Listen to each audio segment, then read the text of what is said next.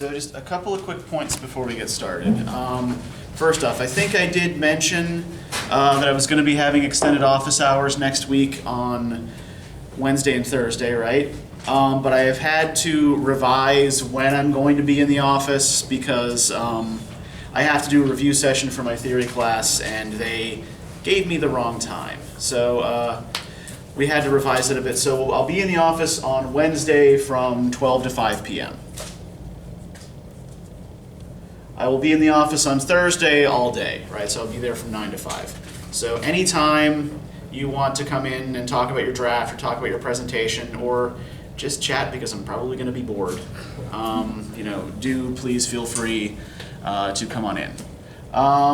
Also, we need to do evaluations for this course. I probably should have mentioned this earlier, but I missed the email that said that they were up because I am disorganized and very busy. Those are due by the 29th of November. So everybody knows how to do these now, right? You go into Smart Evals online and you click a couple of things. And so I would really encourage all of you, whatever you think of the class, to please go and do the course evaluations, right? Especially since we don't do them in class anymore. What this usually means is that I only get feedback from either the cheerleaders who love the class or the bitter and resentful who hate the class. And so either way, I don't really get an accurate picture of what's going on here, right? So whatever you think of the class, wherever you stand on it, please do go in and do the course evaluation. It'll help me with this class going forward, plan, how we need to structure things. Finally, I do want to remind everybody, because there was some confusion over the email that I sent over the weekend. The exam, the presentation, it's still on Tuesday the 6th. It's not on the 2nd. I have a section of World Lit 1 to 1 as well, and I just got some dates mixed up. Because as I said, busy and disorganized. Right, where was I going with this? Everybody got the emails that I sent out with the in-class writings that you've missed, right? So you have until the 6th to make those up, not until the 2nd. That's the other class that's less fortunate than you. So you have until the 6th to make those up. If you didn't get an email from me about this, it means you don't owe me anything, right? It means you didn't actually miss any. So, right. Any questions? Yeah, Brittany. So we're making up just one, or? Mm-hmm. Okay. You're permitted to make up one. James. So the second was for the other class. Yeah, the 2nd is for World Lit 1, right? So yes, that affects you and Sarah. It does not affect anyone else in this room. Any other questions about any of this? About the paper, about the presentation, about life, the universe, everything? Yeah, Sydney. Does it matter which story, like from first semester, or it is first half? Yes, I know what you mean. Yeah, you can choose any text that's on the syllabus to write the paper about, as long as you didn't write your first paper about it. So yeah, you have to choose something different, but otherwise, you have free reign across the semester. Anything else?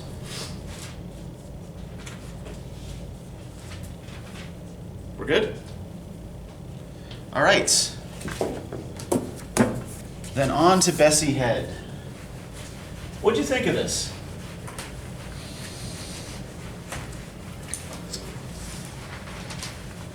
She seems like she's really concerned with tradition and Okay. how she writes it. What makes you think that she's concerned with tradition, particularly, Sarah? She talks a lot about the people and the tribes and how they do certain things. Okay. Yeah, so you're talking about sort of particularly the early part of the story? Yeah, mostly, yeah. Mm-hmm. Okay, and how do these people do things? What do their traditions seem to revolve around, primarily? Farming. Okay, yep, agriculture, yep. Right. So we're presented here with a picture of a farming people What else is unusual about this group, about these people? They had like absolute free will, but if the chief says do it, then it's just got to be done right then and there. Yeah. To what extent do they have free will? Well, like they have their own property that they're free to like farm. Okay, so they seem to have private property of some sort. But they couldn't do anything with it unless the chief said so. Yeah, but they have to wait for the chief to give the order.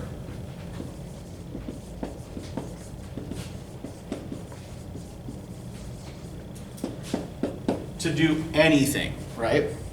They have to wait for the chief to tell them to plow. They have to wait for the chief to tell them to harvest. It's like a dictatorship. Okay, yeah.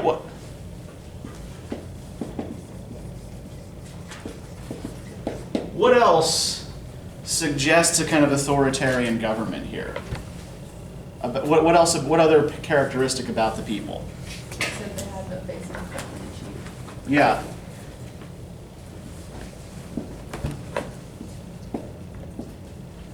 The people have no faces. All the faces in the village belong to the chief. Bless you.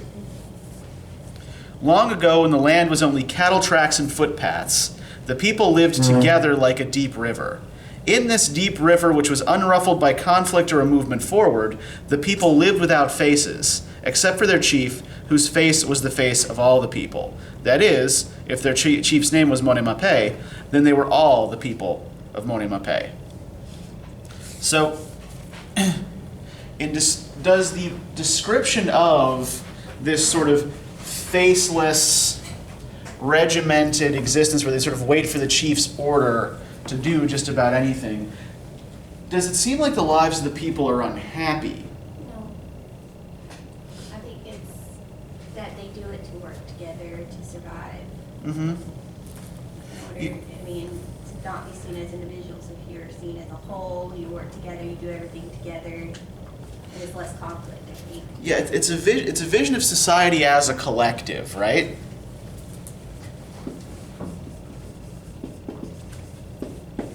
And I think that's part of the idea of describing the society as a deep river, right? That moves forward unruffled by conflicts.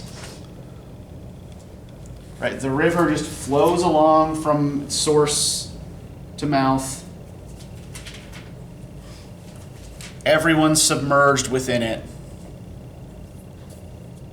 Everything going along relatively smoothly, right? As long as everyone continues to do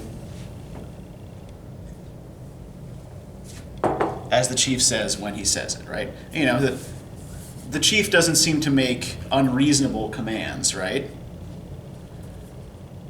Basically, he just tells people when it's time to do particular things. And right, when the harvest is over, right on page 1101, so that the whole town the beer was boiled, and when it had been strained, the special messenger called out for the last time, "The beer is to be brought now." On the day on which Thanksgiving was to be held, the women all followed one another in a single file to the chief's place. Large vessels had been prepared at the chief's place, so that when the women came, they poured the beer into them. Then there was a gathering of all the people to celebrate Thanksgiving for the harvest time. All the people lived this way, like one face, under their chief. They accepted this regimental leveling down of their individual souls. But on the day of dispute, or when strife and conflict and greed blew stormy winds over their deep river, the people awoke and showed their individual faces.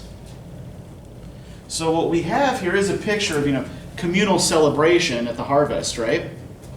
Everybody shares everything. Everybody gets a piece. Everybody gets to partake of, the fruits of the earth.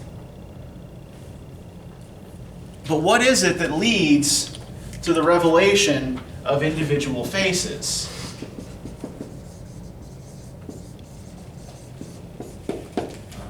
When you have to really have an opinion and make your own choice, that's when you start to see where people are different. And yeah, in the previous social dispensation, right, the people don't have to make choices. What's the choice that leads to the crisis here? Whether or not you agree with what, what's his name?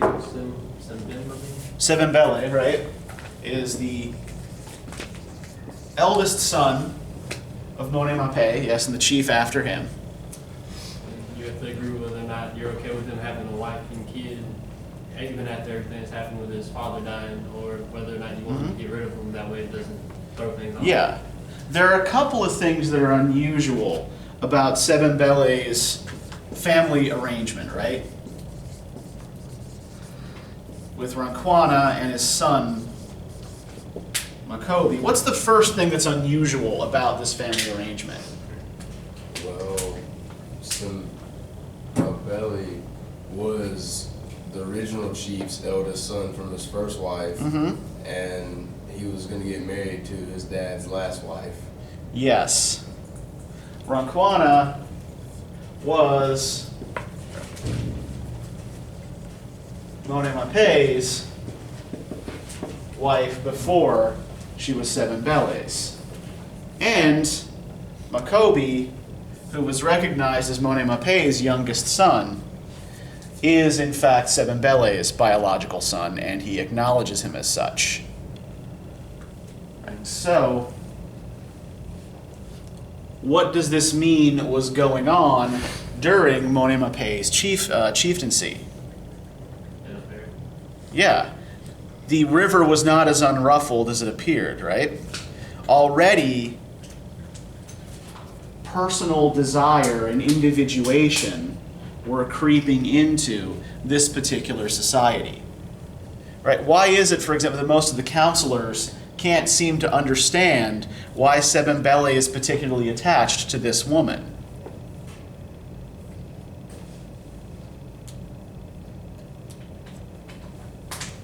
Think about this in terms of the nature of the society up to this point. Oh, because he could have any wife or as many wives as he wants, but he's just picking that one. Yeah, it's like, what's so special about this one, right? Look, lots of others, right? You can have more than one. What is so special about this woman? What is so special about this other person? Right? The idea of individuation doesn't seem to much occur to most of the other people in Sebembele's society. And this attachment to a specific individual, right, to them, is friggin' weird. Why does this matter? Why do you care so much about this woman and about claiming this child? Especially when doing so disturbs the harmony of the whole village. Right, everything was going along smoothly until you fixed your attentions on this one woman. So this single act of sort of individualism breaks the natural rhythms, the natural harmony of the communal life.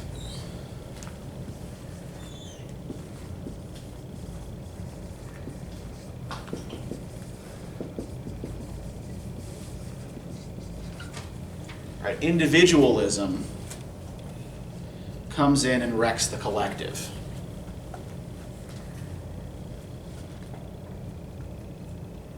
So, there is a sort of social historical context for all of this that I think might help us to better understand what's going on in the story. Now, this is an adaptation of a traditional story from Botswana. But Bessie Head herself was from South Africa, and she was sort of living in Botswana in exile. Largely sort of political exile for making trouble with the ruling regime there. So it might help if we talk a little bit about social divisions in South Africa and how this affects the way the story turns out. What do any of you know about the way South African society was divided, was split? If you know anything about South Africa, what do you know? Apartheid. Okay, yes, we know this word, yes. And what was apartheid? Segregation.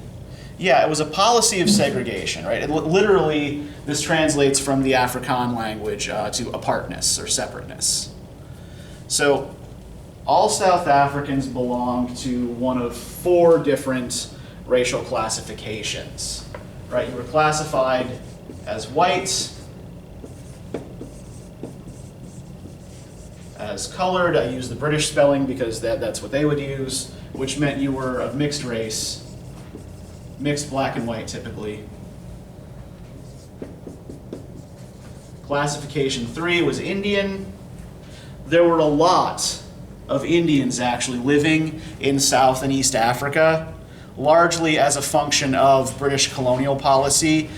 They came mostly to build railroads and electrical grids and things like that. They came as engineers and often stayed as merchants. And the 4th classification was black. Now, these are in descending rank of rights and privileges, right? Group 1 has the most rights and privileges. Group 4 has the fewest.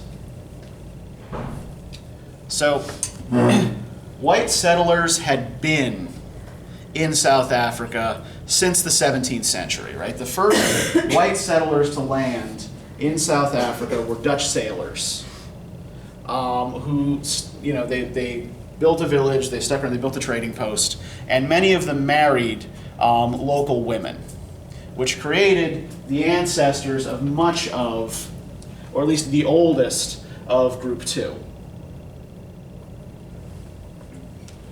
The Indians, as I said, were brought in later on by the British as engineers, and the black category was made up mostly of people of 3 different native ethnic groups: the Bantu,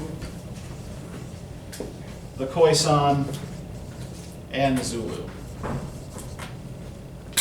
They were restricted primarily to what were called rural homelands.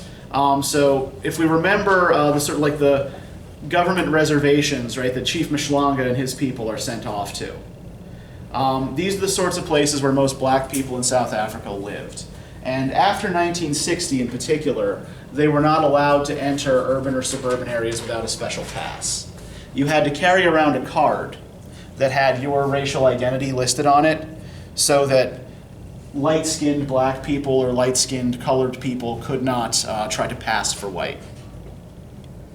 You could buy forged cards, and people did. But yeah, by and large, your movements were restricted by your racial classification. Intermarriage between groups was not permitted.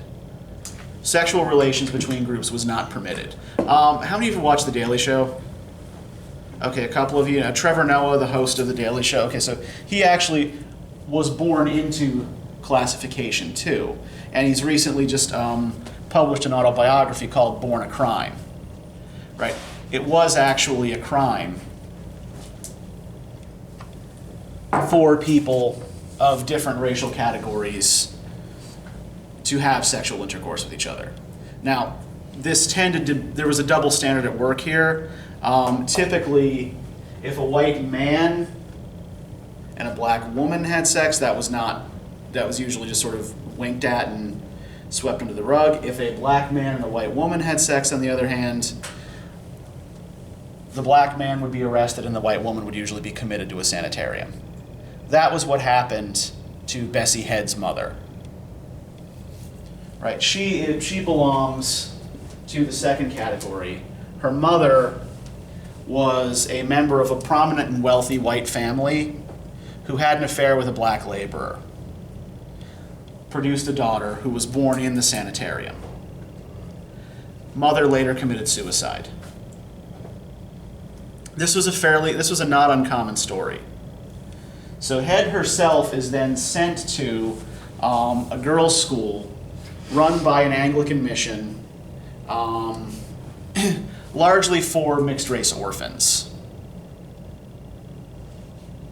And she kind of grows up as a kind of alien in her own country. It's sort of this sort of separate identity, separate individual. Because even when she, as an adult, moves to the city, to a district inhabited by other members of Category 2, most of those people came from that early interaction between the Dutch sailors and the Khoisan women. And they tended to ostracize people who came from situations like Head's, people with backgrounds like hers. The other problem is that white people and mixed race people in South Africa spoke both groups spoke two separate languages, right? English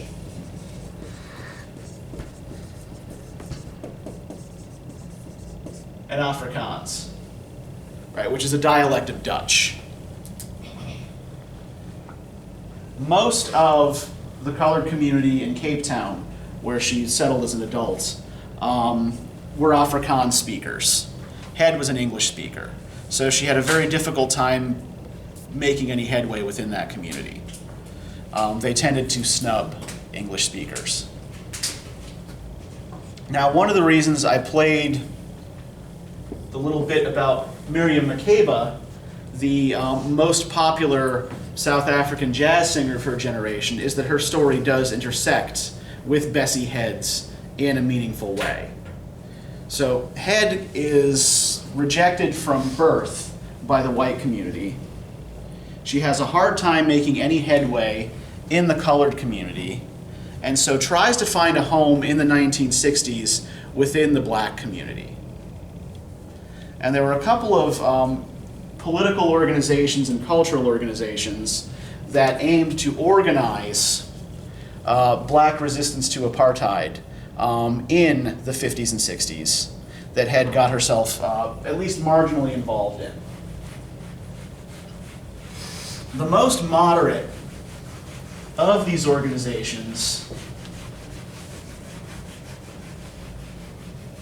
was called the African National Congress, the ANC.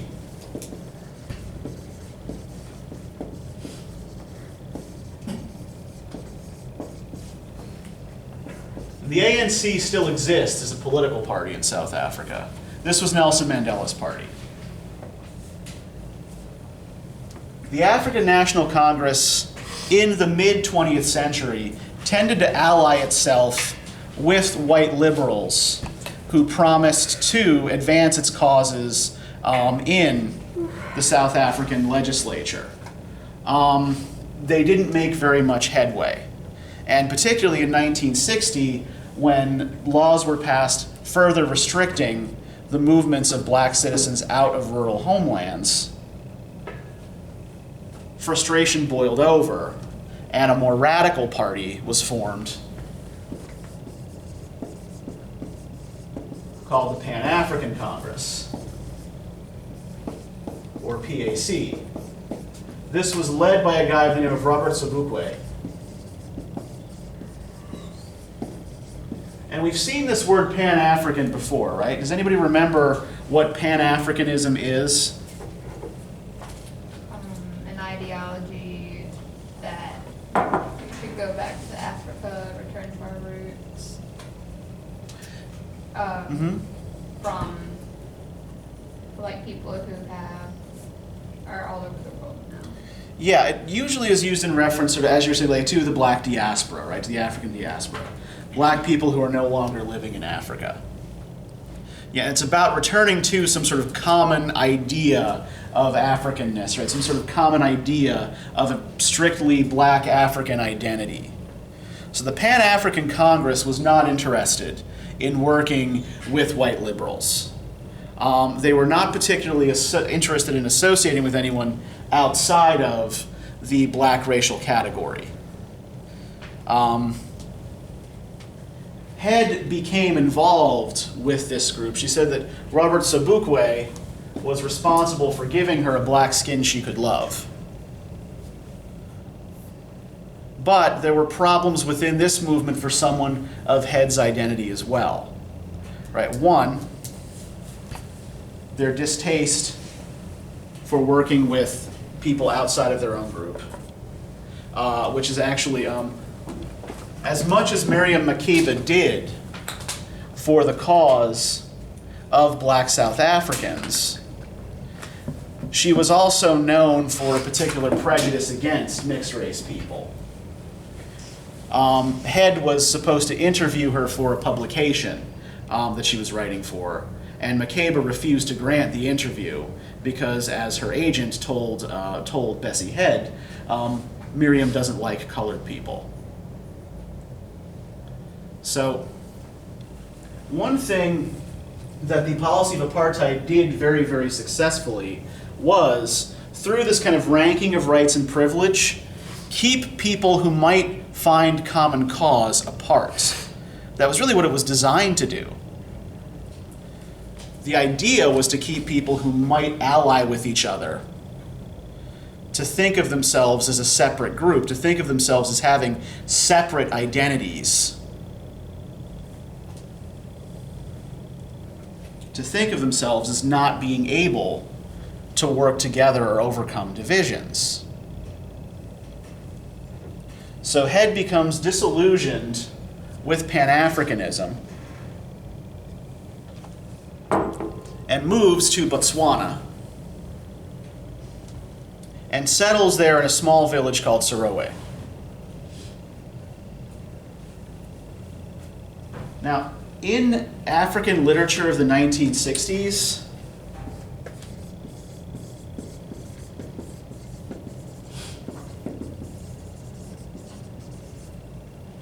there is a strong movement towards the depiction of village life as opposed to modern urban life. How many of you read in high school Things Fall Apart by Chinua Achebe?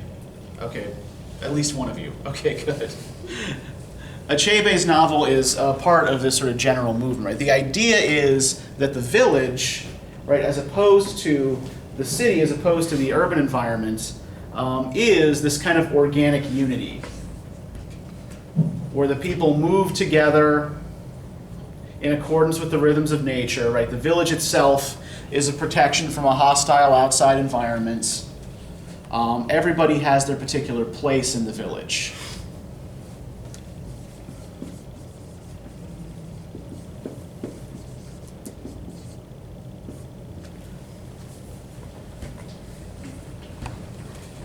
As opposed to the urban society that Head left,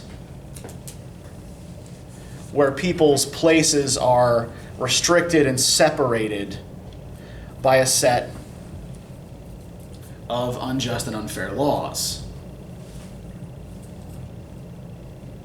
Right, so in this village life, she sees the kind of organic unity that she's been sort of denied for much of her life up at this point, right?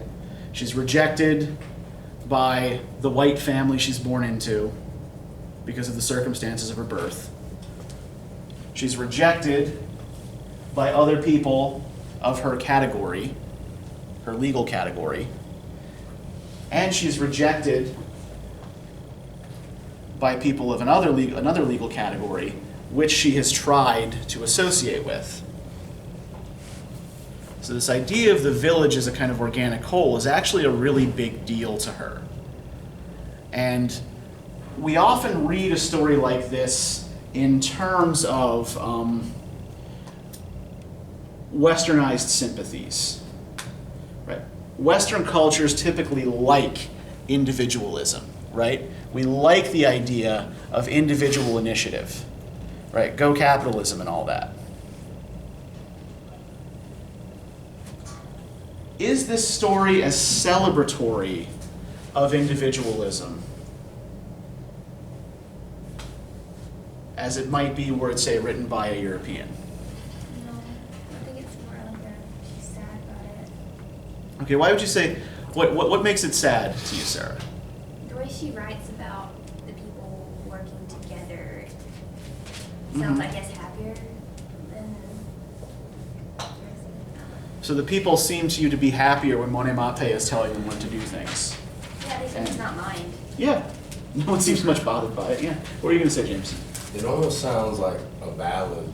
Like when I was reading it, it kind of had like that ballad feel to it. Uh-huh. At first, everybody was, okay, they're used to something, and now when change happens, they're all freaking out, and this one guy just keeps getting the blunt of everything. Yeah. And it's actually, it might not be, but like when you say it reads sort of like a ballad, it's actually structured in a lot of ways like a myth. So I think that's actually really, I think that's a good observation there. What's a myth? When we talk about myth, what do we mean?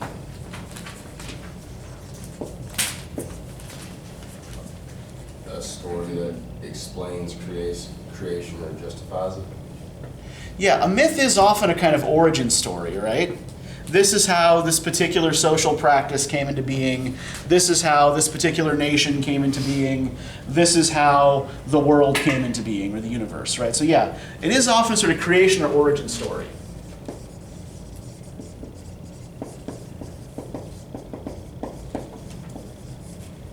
Now there's a French literary critic and anthropologist. His name is René Girard.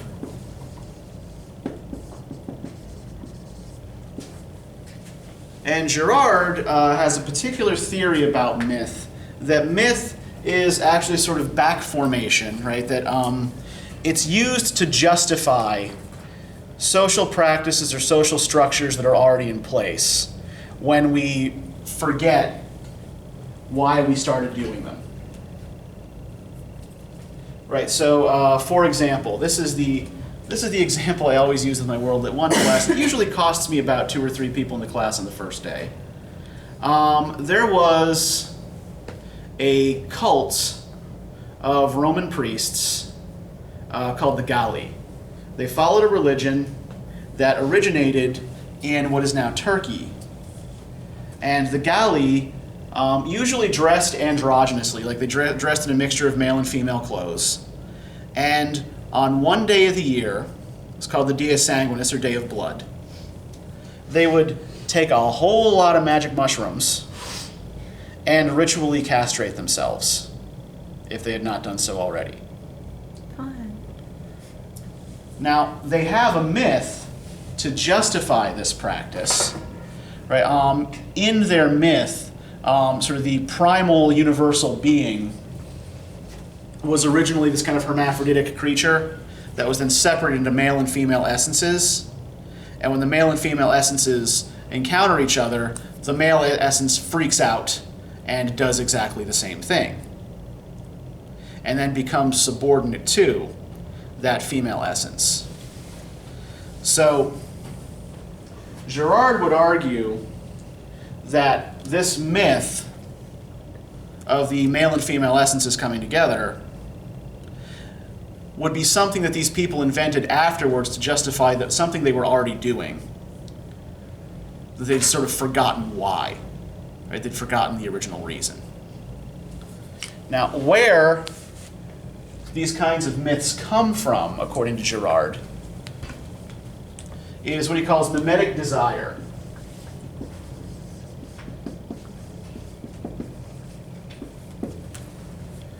Basically, when we want something, usually what we want because we see someone else desiring it, right? We see that someone else wants this thing, right? It is socially desirable to want this thing. So you imitate someone else's desire, right? So it's kind of like a triangle, right? You have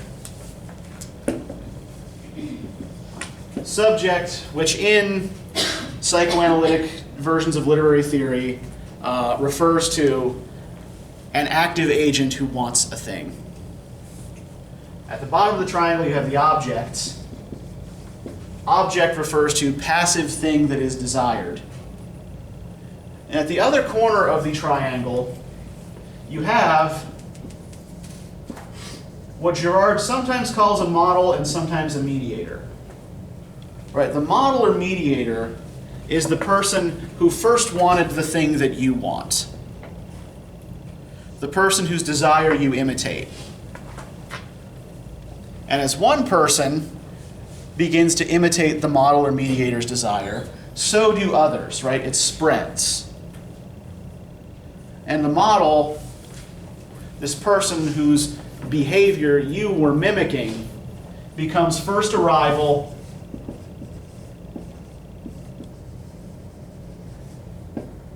and then an enemy. And so this is why, for Girard, many myths revolve around the community expelling or killing a troublemaker. How many of you, for example, are familiar with the Oedipus Myth? Okay, that's at least a couple of you, right? How does the Oedipus Myth end? What happens at the end of Oedipus' story? Oedipus is blinded, but Oedipus blinds himself and casts himself out into the woods. Yeah, and up to that point, he's had it pretty good, right? He's a hero, he's the king of Thebes, but he's committed this transgression in the past that the people then must suffer for, right? So this guy they admired, this guy they wanted to be like, becomes the enemy in the end and has to be expelled. Make sense to everybody? Everybody get this? Anybody need me to go over this one more time? Okay, so can we see this kind of pattern at work in this story? Who would we place in the position of model or mediator in this story? The chief king before he died, the father. Well, is Monet Mape the one whose behavior causes the crisis, whose desire causes the crisis? Somehow, like, Yes, it's okay. Whatever that guy's name is. Sebembele, yes. Okay, yeah, so Sebembele we can place here in the position of the model or mediator, right? And what is his desire, if we sort of make it a little bit more abstract? What does he want? Specifically, what he wants is his marriage recognized, right? What he wants is this one specific woman. But if we think about this in symbolic terms, as myth tends to work in symbolic terms, what is it that he really wants that's different from everyone else? Free will. Yeah, what he wants is individuation and free will.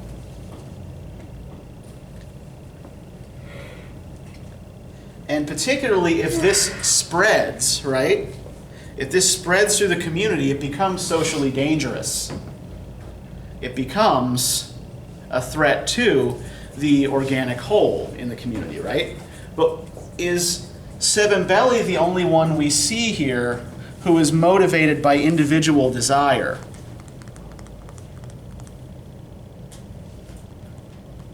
Once this poison is introduced, does it remain restricted to him and to Ranquana?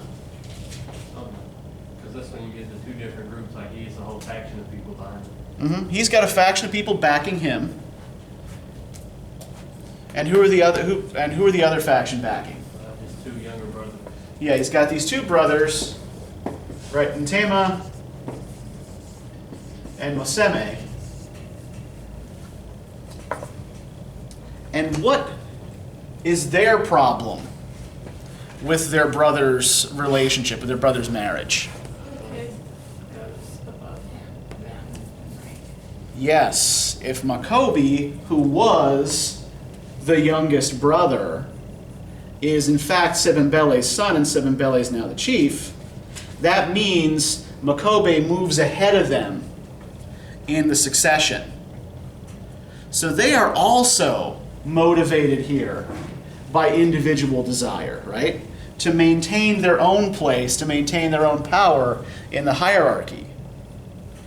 So once individualism is introduced, it infects both sides, right? Nteme and Moseme, to an extent, are simply mimicking their older brother's desire for individualism. And so even after Sebembele is cast out, even after the model is booted out of society, things are never going to be the same. Right? For example, we can actually just see in the name the tribe chooses for itself after they leave. Taleote. What are we told this means in the footnotes? To go on. Yeah, all right, you can go. So even in the name they choose for themselves, right, the idea of exile is encoded into their identity. The idea of sort of being booted from some original homeland is part of who they are.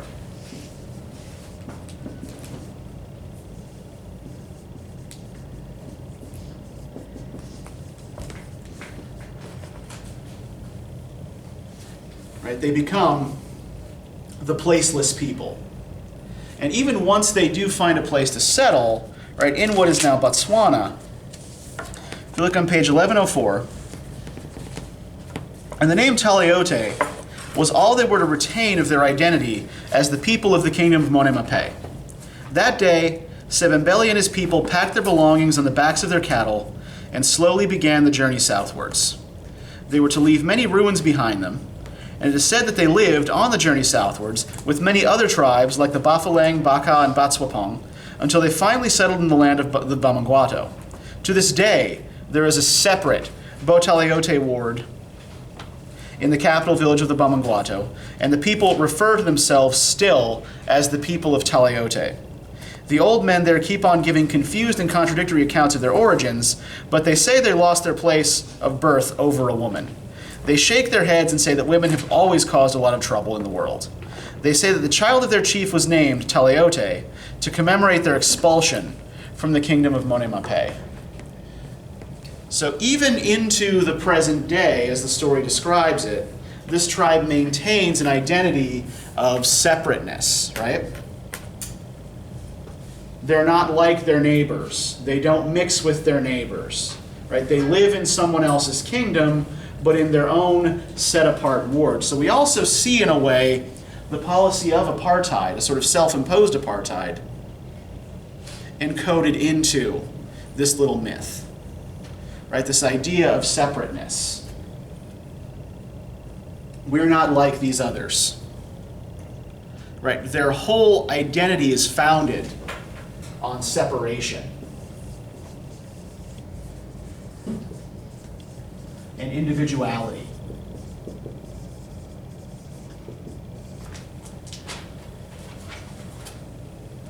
And because their identity is constituted by individuality in this way, they can't work with others. So we see here not only reflected René Girard's mythical scheme of mimetic desire, we also see the political realities of Head's own life and country mirrored in the events in the story. All right. Does anybody have any observations or questions about this? And that's basically all I got. So would the subject be the brothers in the story? Or? The subject might initially be the brothers, but in Girard's formulation, the subject only originally refers to an individual, and then the desire spreads to other subjects. So the subject ends up becoming the whole community.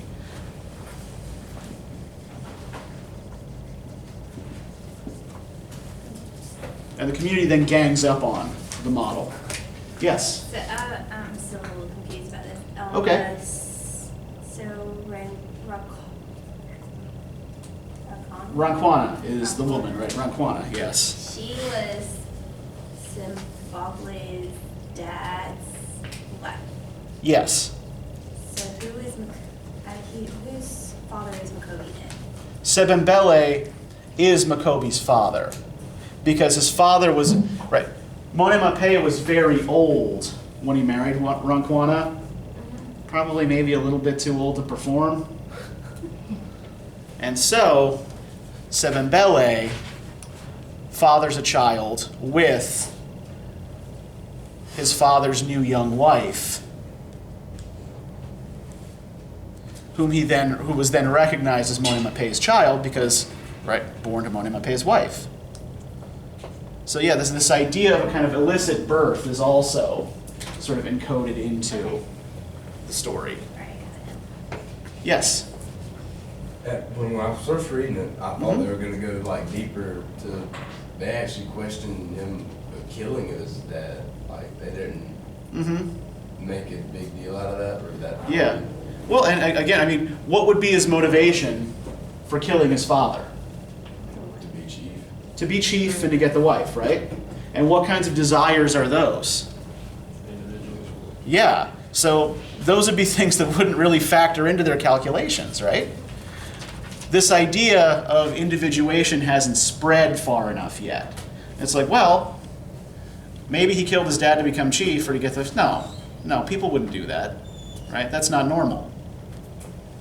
So yeah, Sebembele's actions are still sort of so far outside the normal at that point that they don't really bother to further investigate.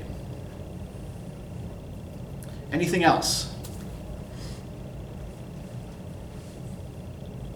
All right, well, I have no problem letting you go a little bit early today. It's only about 10, 15 minutes early. So let me give you some reading questions for next time. Last thing we're going to be reading in this class is a selection from Salman Rushdie's novel, Midnight's Children. Essentially, it's an abridgment of the first chapter. And I have your last in-class writings to return to you.